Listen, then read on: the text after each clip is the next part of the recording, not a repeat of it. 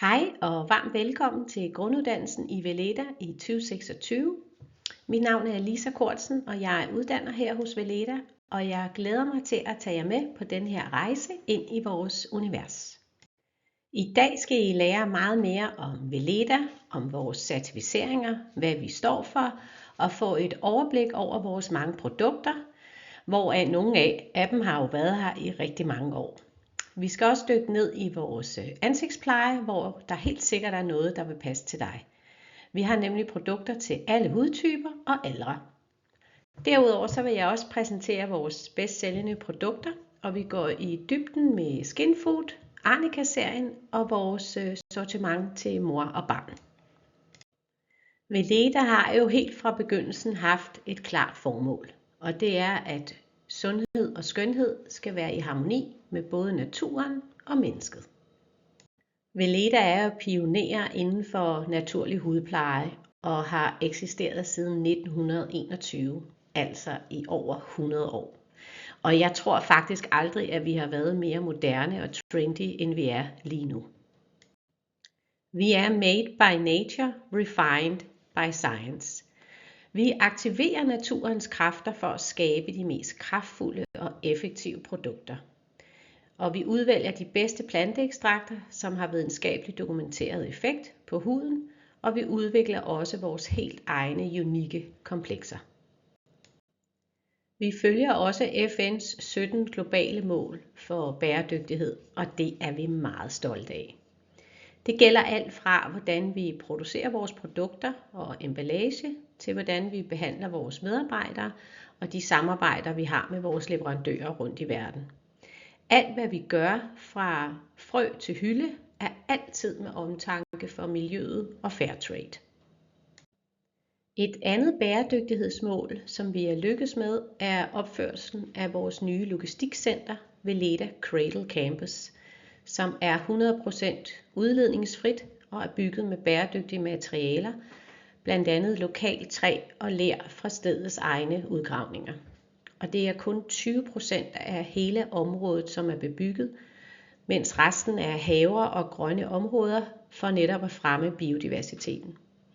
Vi har også sørget for at få opsat fuglekasser og levesteder for insekter, for netop at støtte dyrelivet omkring Cradle Campus. Og Cradle Campus drives af vedvarende energikilder og er designet efter det, der hedder Cradle to Cradle princippet, hvor fokus er på cirkulært og ansvarligt design, sunde materialer uden skadelige stoffer, og med mulighed for genbrug og genanvendelse med minimal affald og lav miljøbelastning. Et andet projekt, som vi er meget stolte af, er vores samarbejde med kvinder i Marokko.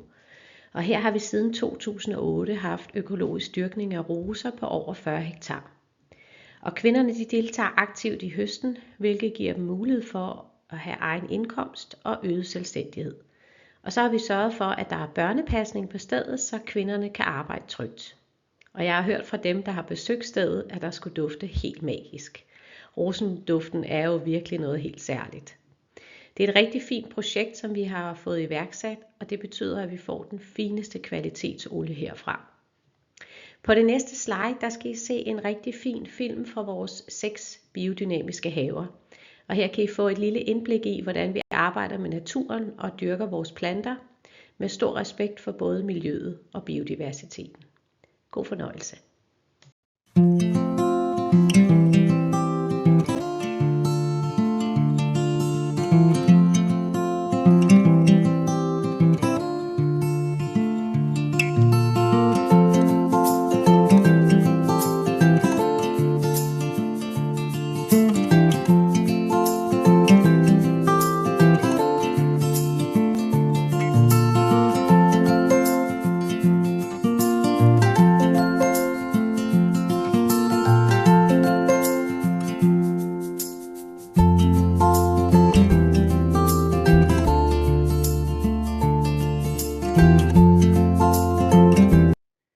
Veleda driver 6 egne biodynamiske haver, hvilket svarer til omkring 30.000 fodboldbaner.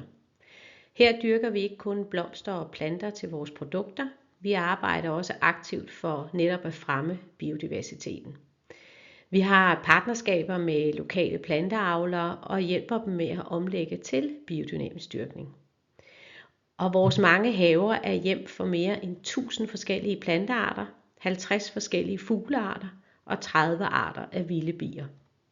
Og derudover så har vi også et samarbejde med Genbanken i Schweiz for at genopdyrke og netop bevare plantearter for fremtidige generationer. Og morgenfruen er jo en af de planter, som vi bruger i rigtig mange af vores produkter.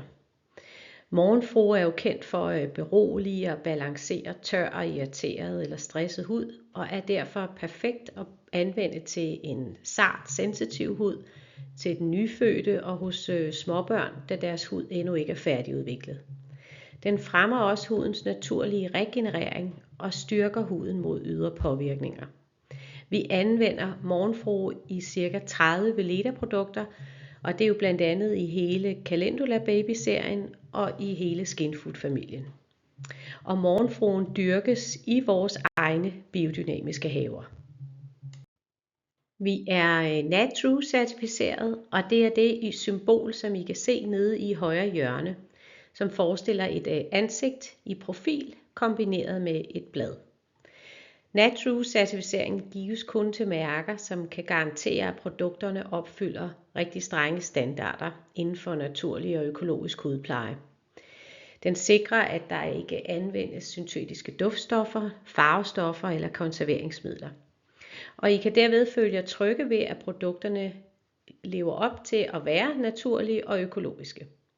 Vi har altid mindst 80% råvarer fra økologisk dyrkning og et stort indhold af biodynamiske råvarer. Så her der kan I se vores produktløfte, og det er, at vi tilbyder 100% certificeret naturlig hudpleje. Vores produkter er fri for mineralolie, parabener, silikoner og PEG, og vi bruger heller ikke syntetiske duftstoffer, genmodificerede ingredienser eller mikroplast. Vi har stor respekt for biodiversiteten hos både dyr, mennesker og planter. Og hele 80% af vores plantebaserede ingredienser kommer fra certificeret landbrug, økologisk landbrug og ofte også fra biodynamisk landbrug. Vi arbejder altid for etisk indkøb af råvarer med respekt for både mennesket og biodiversiteten. Her får I det store overblik over Veledas sortiment, og der er virkelig noget for alle. Til ansigtet der har vi jo alt fra renseprodukter og pleje til sensitiv hud, til fugtcremer og vores populære serum Booster Drops, som landede i efteråret og hurtigt blev favoritter hos mange. Derudover så finder I målrettet pleje til forskellige typer af alderstegn, samt vores mere specialiserede produkter. Og så har vi selvfølgelig vores Skinfood-serie, den her ikoniske serie, som jo bare bliver ved med at vokse og vokse. Og til kroppen, jamen der kan man virkelig også bare vælge og vrage. Vi har body lotions, body oils og en skøn start i badet med vores body showers. Så har vi også pleje til hænder og fødder og deodoranter i flere varianter. Vi har tandpasta og hudpleje til mænd. Og så er der jo vores børnesortiment, som er helt fantastisk og spænder bredt. Og herunder er der en lille baby derma-serie, som er udviklet til den ekstra sarte og sensitive hud. Ja, og før babyen jo overhovedet kommer til verden, så har vi jo også produkter til graviditeten, til den voksende mave og til forberedelsen op til fødslen. Og til sidst så må vi jo ikke glemme vores ikoniske hair tonic. Og hold øje, for der kommer endnu mere til håret senere på året. Og med vores brede udvalg, jamen, så kan vi jo sammensætte en naturlig hudplejerutine, som passer præcis til dig og til din hud. Når du skal vælge en rens fra Veleda, jamen, så har vi flere muligheder, alt efter hudtype og behov. Vi har en oliebaseret rens, som er perfekt til at fjerne makeup, selv vandfast mascara, og så samtidig også er ideelt til, hvis du har en tør eller en sensitiv hud. Foretrækker du en rens i geléform, jamen så har vi 2 varianter. Vi har en i glasflaske med pumpe og en i plasttube. Begge er i genanvendt materiale, og de er begge dybderensende og særlig velegnet til normalt til let uren hud. Efter rens, så har vi vores toner, som bruges som sidste trin i renserutinen. Og den kan faktisk også bruge alene om morgenen, før din øvrige hudpleje. Til den modne hud, der tilbyder vi 3 målrettede serier. Vi har Smoothing med Wild Rose, med en naturlig C-vitamineffekt, som giver glød og udglatning. Så har vi den røde serie med pomegranate og maca-peptider, som tilfører cellerne energi. Og den blå contouring-serie, der booster kollagenproduktionen og hjælper med at modvirke og forebygge pigmentpletter. Og derudover så har vi jo vores specialistprodukter, hvor Skinfood er perfekt til den tørre og næringsfattige hud, og er jo bare gået hen og blevet en sand klassiker. Til den sensitive hud, der har vi en serie, som er en rigtig god starter, især hvis man ikke tidligere har brugt naturlig hudpleje. Og alle 4 produkter i serien er uden duft og består af en rens, 2 dagcremer og en let, hvor der er en let og en fed variant, og så en skøn ansigtsolie, som faktisk også kan mixes i dagcremen, hvis den har brug for at få lidt ekstra næring. I efteråret der lancerede vi jo vores fantastiske Serum Booster Drops, hvor du kan vælge præcis den variant, der matcher din hudtype og behov. Og så har vi vores Heritage-serie, Iris-serien, som passer perfekt til den yngre hud og til at give masser af fugt. Og det var faktisk Veledas allerførste ansigtscreme. Og serien den indeholder også en natcreme. Og til de helt kolde dage, som vi har i øjeblikket, så er der vores Cold Cream, som beskytter og plejer huden, når vejret er virkelig udfordrende. Så uanset hudtype og behov, så har vi ansigtspleje, der passer. Der er noget for alle. Og vores absolut bedst sælgende produkt er jo vores Skinfood. Og i år der kan vi fejre, at Skinfood fylder 100 år. Skinfood har eksisteret siden 1926 med samme næringsrige formel som en alt-i-en løsning til tør hud. Den er fyldt med naturlige planteekstrakter og er bare blevet en alsidig favorit for alle aldre. Og her kan I se, hvordan Skinfood har set ud gennem årene. Den har skiftet navn og emballage, men indholdet har altid været det samme. Skinfood er bare elsket af rigtig mange. Og det er både kendiser, make-up-artister og også helt almindelige mennesker, som har omtalt denne herlige multicreme gennem generationer. Den har virkelig opnået kultstatus og er blevet en uundværlig favorit i rigtig mange hjem. Det, der gør Skinfood så helt fantastisk, er den unikke formel. Vores Skinfood Phyto Infusion, som findes i hele Skinfood-familien. Det er et naturligt planteekstrakt fra morgenfrue, kamille, stemorblomst og rosmarin. Og de tørrede planter de blandes nænsomt med mandelolie, mens stemorblomsten gennemgår maceration, altså udtræk i olie for at få de aktive stoffer med. Og sammen danner de den unikke Skinfood Phyto Infusion, som er så utrolig næringsrig og fyldt med antioxidanter og har fugtgivende egenskaber. Og denne langsomme og omhyggelige proces er en del af Veledas traditionelle ekspertise, hvor natur og innovation forenes. I Skinfood-familien der har vi jo nu rigtig mange produkter. Vi har Skinfood Original og Skinfood Light, som findes i 2 størrelser, i 75 ml og 30 ml. Og de kan bruges overalt på kroppen som multicremer. Til kroppen der har vi 3 produkter. Vi har en lækker body butter og vores body lotion, som netop har fået nyt design. Den findes nu i 250 ml og har også fået samme duft som body butter. Og derudover så har vi jo vores dry oil, som er den her tofasede formel, så når du ryster den først, og så sprayer du den ud på huden. Og til ansigtet der har vi også en hel serie, hvor der jo netop er kommet et super serum med hyaluronsyre, som booster huden med masser af fugt. Og til maj så lancerer vi også en øjencreme, så serien bliver helt komplet. Og derudover så har vi både dag- og natcreme.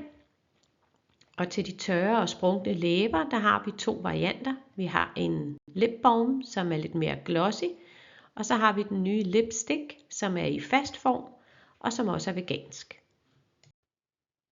Så hvordan kan du bruge din skinfood? Ja, en multicreme kan du jo faktisk bruge overalt. Du kan bruge den i ansigtet som maske. Du kan bruge den på dine hænder og fødder og tørre områder som albuer og tørre hæle, sprunkne læber. Den fungerer også perfekt som primer under din makeup, hvilket jo mange makeup-artister benytter sig af. Så kan du også bruge den som highlighter på dine kindben og næseryggen eller til læberne for at give den her ekstra glød. Du kan også bruge den til at style dit hår med og dine øjenbryn. Og hvis I prøver at søge på skinfood, så vil I kunne finde masser af tips og tricks til endnu flere måder at bruge den på. En anden stor favorit fra Voleda er vores Arnica massageolie. Vores Arnica massageolie har været en del af Voledas sortiment i 100 år. Den indeholder ekstrakt af økologiske arnika-blomster og birkeblade, som støtter hudens naturlige funktioner. De gode naturlige ingredienser virker lindrende og giver en let varmende effekt på huden.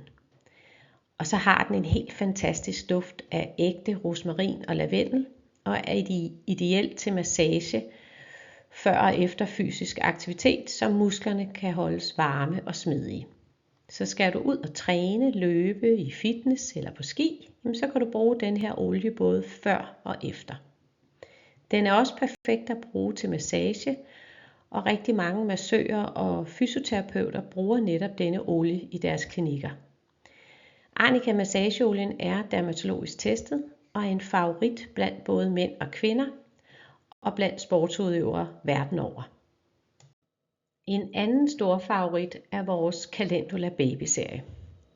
Denne serie er udviklet specielt til de mindstes sarte hud og indeholder milde naturlige ingredienser som morgenfrue, der beroliger og beskytter huden.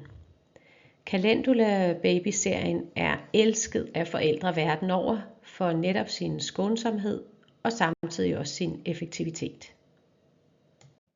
I Calendula Baby-serien har vi nu 10 produkter.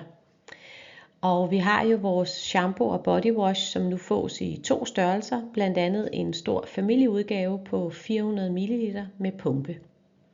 Og I kan her se vores 3 bedst sælgende produkter i serien. De er selvfølgelig alle mikrobiomvenlige og kan anvendes fra dag 1 i livet og er dermatologisk testet, også på en sensitiv hud. Den første især er vores babyolie, som kun indeholder 2 ingredienser. Økologisk sesamolie og ekstrakt fra biodynamisk dyrkede morgenfruer fra vores egne haver. Den er perfekt i badet, hvor den plejer huden sammen med vandet. Den kan bruges til babymassage og ved arp i hovedbunden. Så har vi jo vores Calendula Nappy Change Cream, som er en naturlig blecreme med zinkosid, som bruges i bleområdet, når huden er rød og irriteret eller forebyggende. Den kan også bruges på andre områder på kroppen, hvor huden er blevet rød eller irriteret, og den lindrer og beroliger fra allerførste dag. Til sidst så har vi vores shampoo og body wash, som er perfekt, når barnet er begyndt at få lidt mere hår.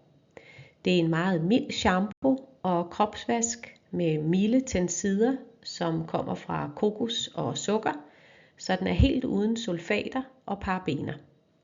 Den er faktisk også særlig god at bruge til voksne, som har en følsom og irriteret hud. Og her har vi vores populære mamma eller graviditetsserie. I serien der finder I både en Stretch Mark Body Butter og en Stretch Mark Massage Oil. Og du kan jo vælge, om du vil foretrække en body butter eller en olie, men mange vælger faktisk begge dele.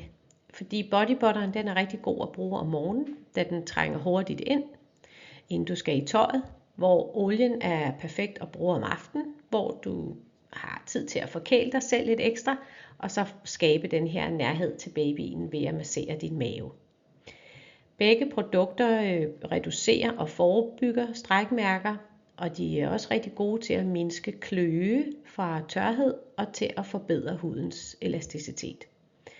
Alle produkterne er udviklet i samarbejde med jordmødre, er mikrobiomvenlige, og de er også dermatologisk testet og trygge at bruge på en krop i forandring.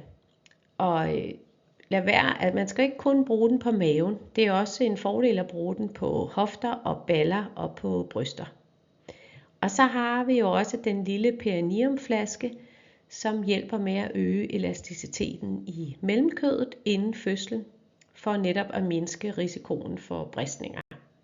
Og der står tydeligt på emballagen, hvordan den skal bruges.